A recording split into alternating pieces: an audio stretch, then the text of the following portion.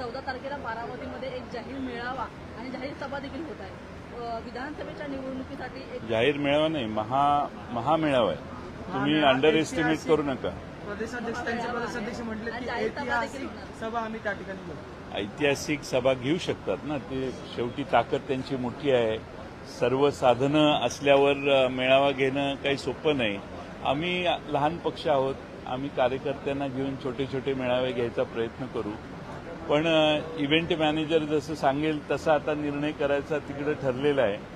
आम्ही आमच्या बुद्धीला जे पटेल त्या गोष्टी करतोय. पण बारामतीमध्ये लोकसभेचा जो निकाल आलेला आहे त्याच्यानंतर आता विधानसभेच्या निवडणुकीची जी तयारी त्यांनी सुरू केलेली आहे ती पुन्हा एकदा बारामतीमधूनच सुरू होईल. हा, अजितदादांनी बारामतीमधून हा मेळावा बारामतीतच घेतलेला आहे.